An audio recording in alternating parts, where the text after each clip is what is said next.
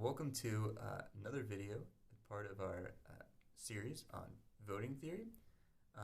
So if you're taking this course, you've already watched a video on problem of social choice, where we've introduced the problem that voting theory is trying to solve, and also the second video where we distinguished between pluralities and majorities and talked about the use of plurality vote as a way of solving the voting problem. In this video, we're going to go over a few additional proposed solutions to the voting problem. That is, a few additional voting methods you can use for deciding elections. In particular, this video is going to look at elimination procedures. So these are all relatively simple voting methods that work by trying to, in cases when we have an election and there's no majority candidate, so no candidate has received a clear majority of the vote, above 50% of the votes, we try to sort of force our way into a majority by eliminating candidates that didn't do as well in the elections, or lower ranking candidates by different standards, until we reach finally a candidate. We sort of iterate the election then and hopefully eventually reach a majority winner. So we're going to talk about three different elimination procedures in this video. So here, I'll title it Elimination Procedures.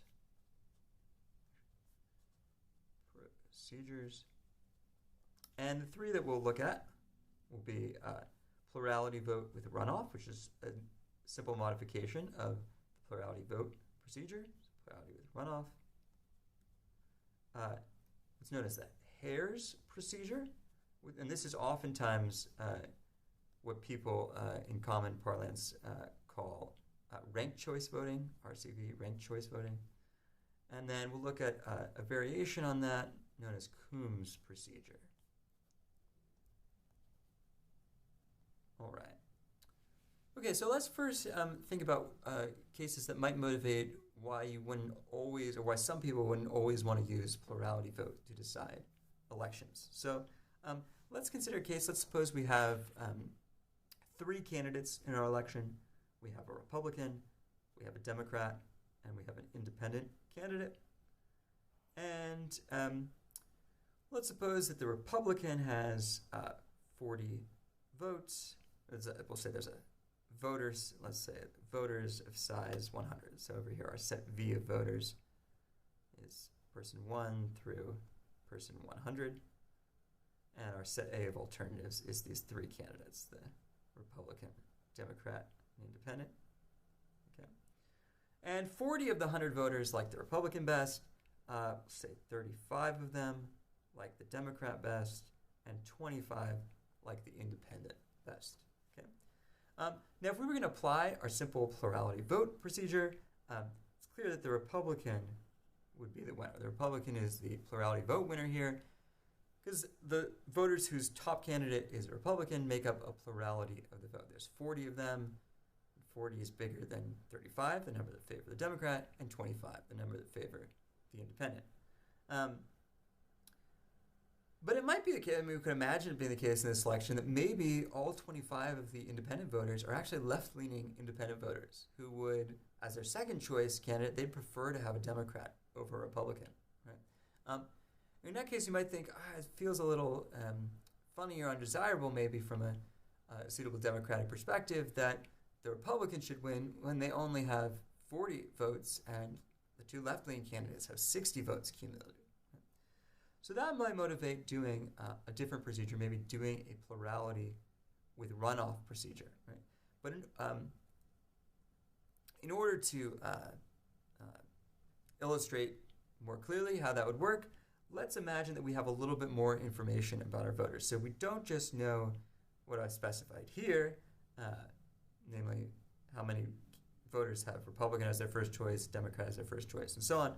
Let's suppose that we knew actually the full preferences of every voter. We knew their full ranking of these three candidates. And we'll do a pretty simple example. Let's suppose that these 40 voters who like the Republicans best, let's say that they rank Republicans first, and they all agree that the Independent is second best and that the Democrat is the worst. Okay? They all share that same ranking. And let's suppose that the these 35 voters who preferred the Democrat, they all rank the Democrat first, and the Independent second, and the Republican last. And let's suppose that the independent voters are all left-leaning independent voters, and they like the Independent best, but the Democrat second, and the Republican last. So this is our full, the full profile of these voters that indicates a full preference ranking for every single one of our voters. Excuse me here. Should be 25. We have 25 independent voters. Okay. So now we can think about applying our first of these elimination procedures I said we're going to introduce. So let's first think about applying the plurality with runoff procedure here. So the way plurality with runoff works is we, again, look at the plurality vote for each of these candidates, and we ask, how many people have Republican as their first choice, how many have Democrat as their first choice, how many have Independent as their first choice, and we take the top two of them, so the two best candidates by the lights of plurality vote, and then we put them against each other in a runoff election and just look at the binary election between those two top vote getters. So in this case, the two top vote getters would be the Republican candidate, who has 40 people that like them best, and the Democrat candidate, who has 35 people that like them best. The Independent only has 25 that like them best, which is less than 40 and 35. So if we did a plurality vote with runoff, we would do a runoff between the Republican and Democratic candidate here. And the 40 people who like the Republican would still vote for the Republican. And the 35 people who like the Democrat best would still vote for the Democrat. But now all these 25 people who like the Independent best, they're now free to go vote for someone else because the Independent's been eliminated from the election. And who are they going to go for? They're going to go for the Democrat as their second choice. Right? So we would end up with an election where 60 voters, the 35 that favor the Democrat most and the 25 that favor the Independent most, all vote for the Democrat in the second round of voting, and 40 voters vote for the Republican in the second round of voting. Okay, so then in a plurality with runoff, instead of having the Republican win, the Democrat now will win the election in this case. Okay? So if we want to think generally how plurality with runoff voting works, it's sort of a two-step thing. First, you check to see if there's a majority candidate, a candidate that has above 50% of the vote. And if there is one, then they win. So if there is a majority candidate,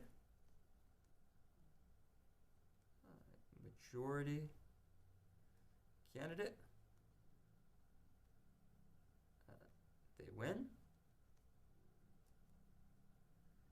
Two, if not, if there is no majority candidate, then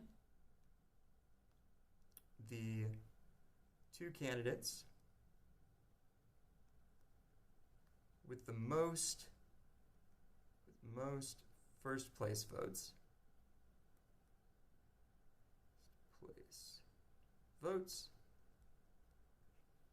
face off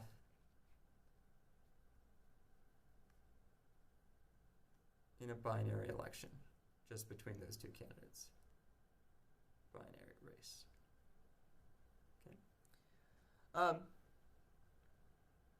Okay, hopefully this makes sense for how plurality with runoff works. Now there is a technicality here. You might worry about cases where there's ties or where there aren't like two candidates with the most first place votes. We could imagine a case where, there's maybe four candidates, candidate A, candidate B, candidate C, candidate D, and maybe the first three candidates, A, B, and C, they each get 30 of 100 votes, and the last one gets 10. Well, here there aren't really two candidates who have the most first place votes. There's three candidates who tied for the most first place votes. So what would we do there? Or you might have a case, maybe a different example.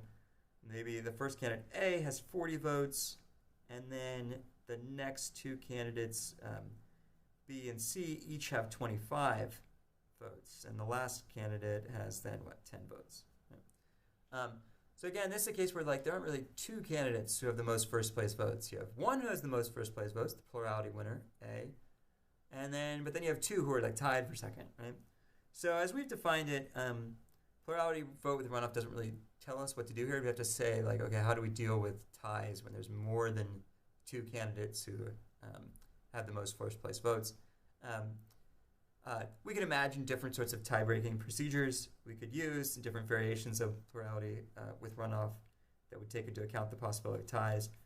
But for purposes of this course, we're not going to worry too much about that. So let's forget about the possibility of ties there, and this will suffice as our statement of the plurality with runoff election procedure. All right, now let's talk about another example. Now let's talk about our second elimination procedure. Let's talk about the Hare method, or the Hare procedure. The Hare procedure. Okay. So the Hare procedure is actually going to agree with the plurality with runoff procedure whenever we have just three candidates or three alternatives. So let's imagine a scenario in order to illustrate the Hare procedure where we have four candidates, four alternatives running an election. Let's suppose we have, let's say our set of alternatives is now a Republican, a Democrat, and then instead of an independent, let's say we have two minor party candidates. So we have a Libertarian candidate and we have a Green Party candidate. Now, let's suppose again that we have voters from 1 to 100. There's 100 different voters labeled 1 to 100. And let's suppose that our voter profile, or set of rankings of the alternatives for each one of our voters, goes something like this. Let's say we have 40 voters who all think that maybe the Republican is best. These are Republican voters. They think Republican's best. Libertarian is second. And then the Green Party, and then they think the Democrats are the worst. And then let's say that we have 29 voters who are Democrat-leaning voters. They think the Democrat's the best, and then they think the Green candidate, and then they think the Libertarian, and then they think Republican is the worst. And then let's say we have 20 voters who are the Libertarian voters. They put the Libertarian candidate first, and then maybe they really, they don't like the duopoly, they don't like the two major parties, so they actually put the Green Party second, and then maybe the Republican, and then the Democrat. Worse for them. And then the remaining 11 voters, these are all Green Party voters. They rank the Green Party first. And then again, maybe they don't like the two major parties, so they rank the Libertarians second. And then they are left-leaning, so they put the Democrats next, and they rank the Republicans as the worst. Okay, so if we had voters with these preferences, we could ask who would win in a plurality with runoff situation. So if we use the procedure we just talked about, plurality with runoff, clearly the two candidates who have the most first place votes are the Republican candidate and the Democrat candidate. Right? The Republican got 40 first place votes. The Democrat got 29 first place votes. Right? So we'd have them square off against each other in a head-to-head race. And of course, these 40 would still vote for the Republican. These 29 would still vote for the Democrat.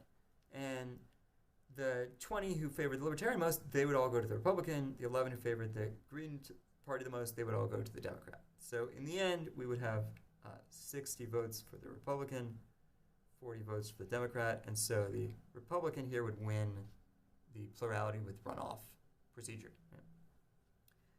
Okay, but note here, we've kind of like, the plurality with runoff procedure basically means the only candidates that have a shot of winning are the two candidates with the most first place votes. So in this case, the Republican and the Democrat. It totally like leaves out really the possibility of one of these lower tier candidates winning. But here you might think that's a little odd because if you add up the Libertarians and the Greens together, they actually have more votes than the Democrats. And maybe we should allow there's a possibility they could end up winning, right? So what's a procedure that would allow that to happen? Well, we could imagine a kind of extending the spirit of plurality with runoff, and we could suppose, okay, let's run the election as we have, and let's eliminate not all of the candidates except for the two with the most first place votes. Let's just eliminate the candidate with the least first place votes. So in this case, that's the Green Party candidate. Right? So the Green Party candidate here has the least first place votes. They only have 11. Right? So if we eliminated the Green Party candidate, basically like taking them out of the election, and then reran the election with 3 candidates, the Republican, Democrat, and Libertarian, what would we get? We would get 40. These 40 would still favor the Republican. These 29 would still favor the Democrat. These 20 would still now favor the Libertarian still, but the Green Party voters, they would all now go to the Libertarian because their new favorite candidate is the Libertarian, who they ranked second. So then, if we redid things, right, we basically have 40 votes for the Republican in the second round, 29 for the Democrat, and 31 for the Libertarian, which is now actually more than the Democrat. So now, if we repeat this procedure again, we see the Democrat now has the least number of first place votes, right? So we could actually eliminate them, right? So we go back and eliminate the Democrat from contention. Okay, and now we just have an election between the Republican and the Libertarian. So this was like the round 2 results, right? Round 2. Now the round 3 results, right, are going to be between the Republican and the Libertarian. So let's add up. So these 40 still like the Republican. These 29 who were for the Democrat, now they go to the Libertarian. These 20 stay with the Libertarian. And these 11 all go with the Libertarian. So at the end of the day, in round 3, there's going to be 40 voters still for the Republican, and the 60, though, are now going to be for the Libertarian. So the Libertarian is going to be the winner by this new procedure, by what we call the Hare procedure, or what's often in common parlance called the referred to as ranked choice voting. Right? Okay, so that's how ranked choice voting works in this scenario and how it can differ from a simple plurality with runoff procedure. Let's state how it works a little more precisely. So let's have here a definition. Okay, so this is a definition of the Hare procedure and how it works. So it's really a 2-step procedure. So step 1, again, similar to with plurality vote with runoff, if a majority candidate exists, they win. Or declare them the winner. Select them into our choice set. Win. Okay. If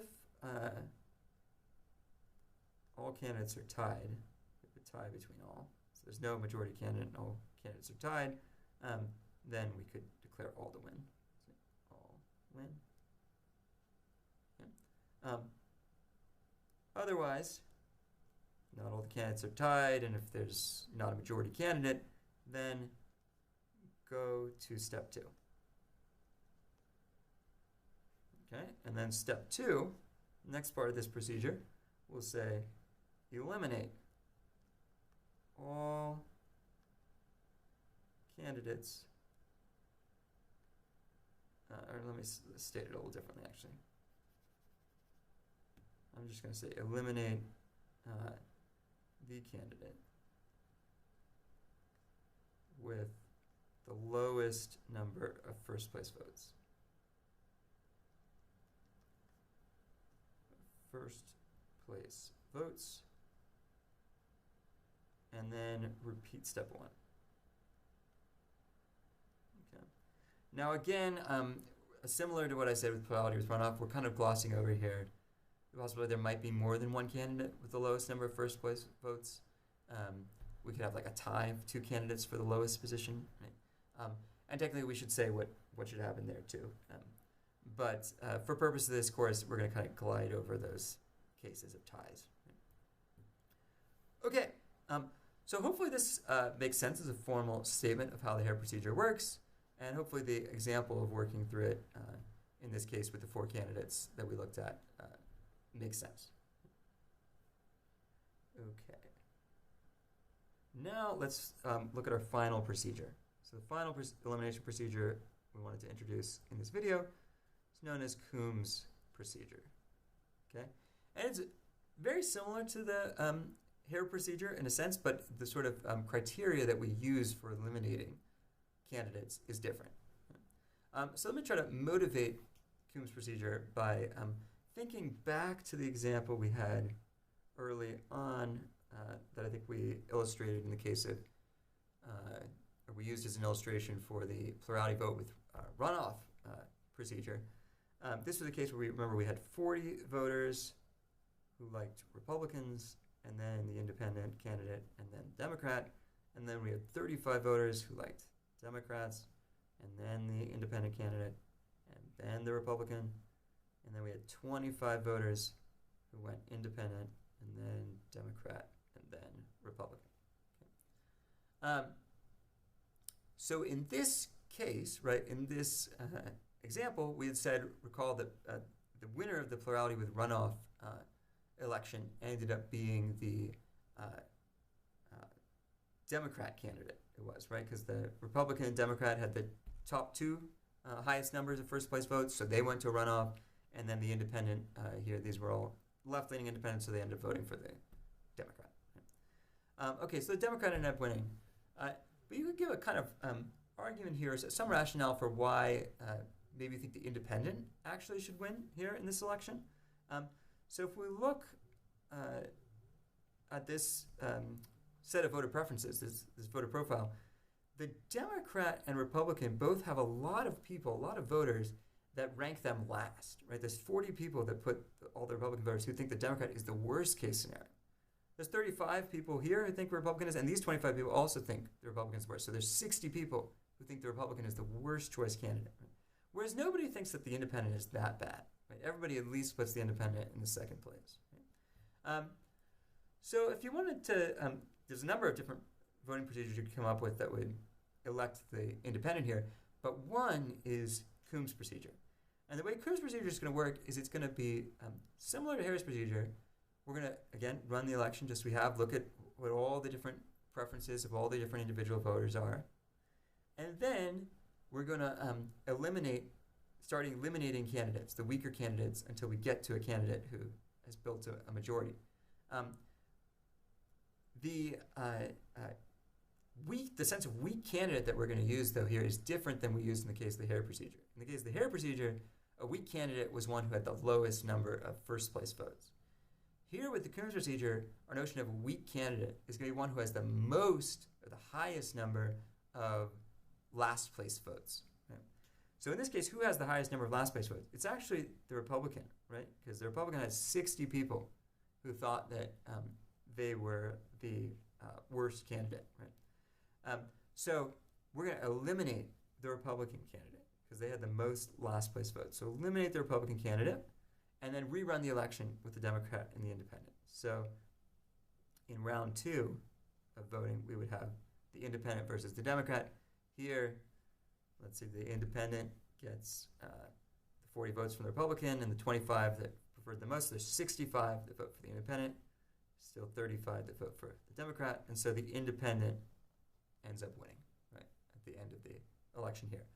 So again, it's like the Hare procedure. We're eliminating candidates who are deemed weaker, but instead of eliminating the candidates who have the highest or the lowest number of first place votes, we're eliminating the candidates who have the lowest number, or excuse me, have the highest number of last place votes.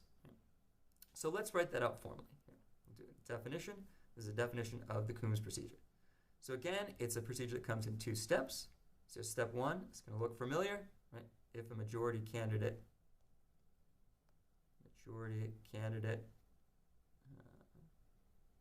exists, they win. There is no majority candidate, and all candidates have an equal number of last place votes, then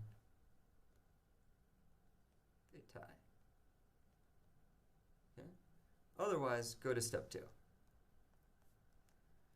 Go to step 2. Okay. And then step 2 says to eliminate eliminate the candidate with the most last place votes.